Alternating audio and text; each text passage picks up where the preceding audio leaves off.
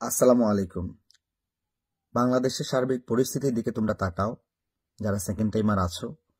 যে আজকে আমি তোমাদের কয়েকটা ভিডিও দেখলাম, যে আসলে তোমরা এখন হয়তো মনটা ভেঙে যাইতেছে, কষ্ট পাইতেছো, মানে কোনো স্বার্থ ছাড়া, মানে নিজের মেধার পরিচয় দিয়ে দ্বিতীয়বার পরীক্ষা দিয়ে, ভর্তি পরীক্ষা দিয়ে নিজেকে প্রমাণ করে তোমরা ঢাকা বিশ্ববিদ্যালয়ে পড়তে চাইতেছো, তোমাদের স্বপ্ন পূরণ করতে চাইতেছো।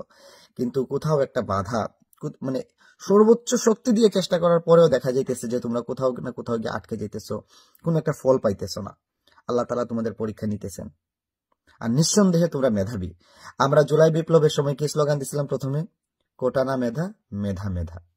আজকের দিনে তুমি দেখো, জুলাই বিপ্লবের পরে দেশ যখন স্বাধীন হইল, স্বৈরাচার মুক্ত হইল, অনেক আন্দোলনকারী এখন তারা কি চায়? কোটা চায়। মানে সমন্বয়ক পদ পেয়ে তারা নিজেদের পাওয়ার প্র্যাকটিস করতে চায়। সবাই না, কিছু মানুষ আছে যারা একটু যদি সুযোগ পাইতো কাজ করার, একটু ক্ষমতা পাইতো, তাহলে তারা ভালো কাজ করতে পারতো। আমি সেদিকে যাচ্ছি না। তো তোমরা আসলে প্রকৃত মেধাবী, তোমরা ওইসব কিছু চাচ্ছ না। তোমরা চাইতেছো পরীক্ষা দিয়ে, একটা সুযোগ পাইলে পরীক্ষা দিয়ে তোমরা ঢাকা বিশ্ববিদ্যালয়ে পড়বা, বড় মানুষ হইবা, দেশের জন্য কিছু করবা, মা বাবার জন্য কিছু করবা, নিজের জন্য কিছু করবা। কোথাও না কোথাও তোমরা গিয়ে আটকে যাইতেছ। সর্বোচ্চ ট্রাই করে কোথায় পৌঁছে গেছো তোমরা? হাইকোর্টে রিট পর্যন্ত তোমরা দিয়ে দিছ। তো আল্লাহ তাআলা বলছেন যে তোমরা ধৈর্য এবং সালাতের মাধ্যমে প্রার্থনা করো, নিশ্চয়ই আল্লাহ তাআলা ধৈর্যশীলদের সাথে আছেন। তো ধৈর্য ধরো। তোমরা সামনে আবার অনশনে যাইতে চাইতেছো, আমার একটা অনুরোধ থাকবে, তোমরা আমার ছোট ভাই বোন, আমি তোমাদের সাথে যতটুকু থাকা সম্ভব থাকার চেষ্টা করছি একজন ভাই হিসাবে, সাপোর্টার হিসাবে।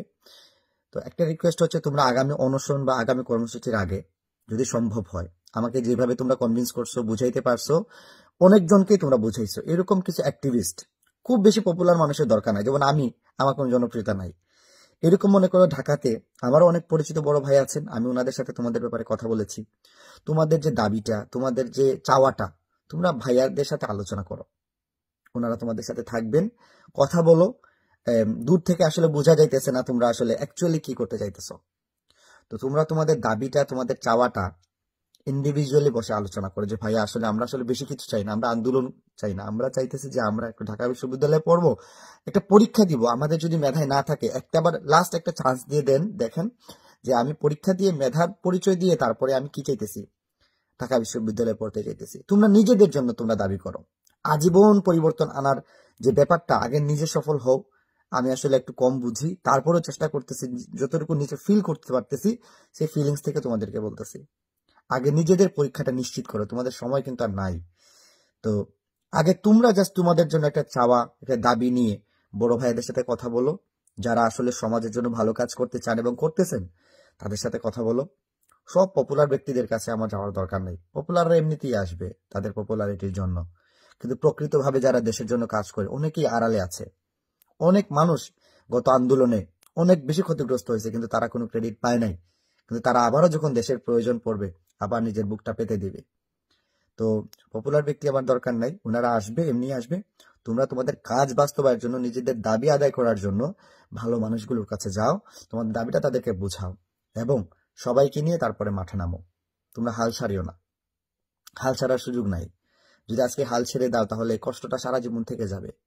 আর যে পরিমাণ পরিশ্রম, যে পরিমাণ ত্যাগ, অর্থ, মানে সব মিলে তোমরা যে পরিমাণ কষ্ট করছো না, আসলে তোমাদের ব্যর্থতাটা আমরা মেনে নিতে পারতেছি না, কষ্ট লাগতেছে। সর্বোপরি আমি একজন খুবই নগণ্য সাধারণ একজন মানুষ, তোমাদের সাথে আছি, এবং আমি দোয়া করবো, আমি আর কিছু করতে পারি আর না পারি, আল্লাহ যেন তোমাদেরকে সফলতা দান করেন এবং তোমরা যেন ঢাকা বিশ্ববিদ্যালয়ে পড়ার একটা সুযোগ পাও। আর দেখিয়ে দাও তোমরা সফল হয়ে ঢাকা বিশ্ববিদ্যালয়ের পরে, যাতে আমরাও বলতে পারি ইয়েস, আমরা তাদের সাথে ছিলাম এবং তারা সাকসেস হয়েছে। আমি ডেফিনেটলি বলতে পারি, সঠিক প্রক্রিয়া যদি আন্দোলন করতে পারো, কথা বলতে পারো, তোমরা সাকসেস হবা। তো ভাইয়ারা, অনশনে যাইবা, না খায় থাকবা, কষ্ট করবা, জানি তোমরা অতীতেও করছো। তো একটু ভাইয়ের পরামর্শটা মানবা, তোমরা একটু শক্তি সঞ্চয় করো, ধৈর্য ধরো, নিজেদের মধ্যে আলোচনার মাধ্যমে যে কোনো সমস্যা হোক নিজেদের মধ্যে সমাধান করে কথা বলে গোছগাছ করো। লাস্ট আরেকটা কথা বলবো, তোমরা যে কাজ করতেছো, তোমাদের যে ফান্ড আছে, ছোট একটা ফান্ড তোমাদের আছে। দেখো, একসাথে কাজ করতে গেলে নাস্তা করা লাগে, খাওয়া দাওয়া করা লাগে, চলাফেরা করা লাগে, এটা আমরা বুঝি। তো আমি যে ভাইদের কথা বলতেছি, ভাইদের সাথে তোমরা কথা বলবা, তোমাদের জন্য আলাদা একটা ফান্ড করার চেষ্টা করব, যেটা থেকে তোমরা যারা কাজ করতেছো ডে নাইট, এই যে তোমরা রিট জমা দিছো বা একটা সামান্য একটা প্রেস রিলিজ লিখতেও কিন্তু টাকা খরচ হয়, মোবাইলের মেগাবাইট খরচ হইতেছে, তোমরা ওয়াইফাই বিল যাইতেছে, তোমরা রিক্সা ভাড়া যাইতেছে। এই যে আমি 2 দিন গেছি ঢাকাতে তোমাদের জন্য, আমার কিন্তু প্রায় 15-16 হাজার টাকার মতো খরচ হয়েছে। তো তোমরা তো ঢাকায় থাকতেছো, বাট এই যে দৌড়াদৌড়ি দৌড়ঝাপটার মধ্যে তোমাদের অনেক টাকা পয়সা খরচ হচ্ছে।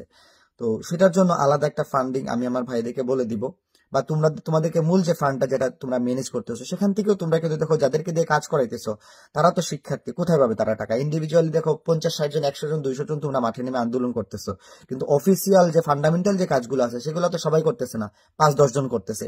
ওই 5-10 জন কিন্তু একা কত খরচ করবে? তাদেরকে তোমাদের ফান্ড থেকে একটু হেল্প করতে হবে। ওই ফান্ডের জন্য এক্সট্রা সাপোর্ট লাগে, বড় ভাই আছে, তোমাদের অনেক সহযোদ্ধা আছেন, তারা তোমাদেরকে হেল্প করবে। এটা নিয়ে তোমাদের মধ্যে কোনো প্রকার মনোমালিন্যের প্রয়োজন নাই। এক ছিল, এক আছে, এক থাকো। আমরা যারা ফলোয়ার্স আছি আমরা তোমাদেরকে এক দেখতে চাই, তোমাদের সফলতা দেখতে চাই। এবং খুব বেশি বিশৃঙ্খলা সৃষ্টিকারী যারা আছে তাদেরকে অনুরোধ করব যে আসলে তোমাদের মধ্যে বিশৃঙ্খলা সৃষ্টিকারী নাই, আমি সে নিয়ে কথা বলাটা আমার উচিত না। আমি চাই তোমরা মোটিভেটেড থাকো, এক থাকো, সচল থাকো, সফলতা এনে আমাদেরকে দেখাও। তোমরা ভাইয়া ব্যর্থ হইও না। তোমাদের অতীতে তোমাদের অনেক বড় ভাইয়ারা আমরা আসলে মনে অনেক কষ্ট নিয়ে আছি, এখন তোমরাও যদি ব্যর্থ হয়ে যাও আমাদের কষ্টটা থেকে যাবে। সর্বোপরি ভালো থাকো, লড়াই চালিয়ে যাও, হাল ছেড়ো না, তোমরা বিজয়ী হবে ইনশাআল্লাহ। মন খারাপ করার কি আছে? একবার ব্যর্থ হইবা, বারবার ট্রাই করবা, বাট একটা কথা মনে রাখো, তোমাদের যে বেচটা আছে, তোমাদের বেচের মানুষগুলোর জন্য পরীক্ষা দেওয়ার সুযোগটা পায়, এটা তোমরা নিশ্চিত করো। তোমরা তোমাদের চাওয়াটা নিশ্চিত করো, ওইটার জন্য তোমরা আন্দোলন করো। পরবর্তীতে তো পরবর্তী পরিকল্পনা তোমরা পাইবা ইনশাআল্লাহ। নিজেদের মধ্যে একটা গাইডেন্স তৈরি করো, সিনিয়রদেরকে ইনভলভ করো, এবং সবাই মিলে আল্লাহর কাছে দোয়া করো, যার যার ধর্ম অনুযায়ী প্রার্থনা করো, এবং সৎ এবং নিষ্ঠার সাথে এগিয়ে যাও। ধন্যবাদ। অনেক কথা বলার ছিল, অলরেডি 7 মিনিট হয়ে গেছে, বলা হলো না, বলা হবে ইনশাআল্লাহ। আল্লাহ হাফিজ, দোয়া রইল, তোমরা সফল হবা ইনশাআল্লাহ।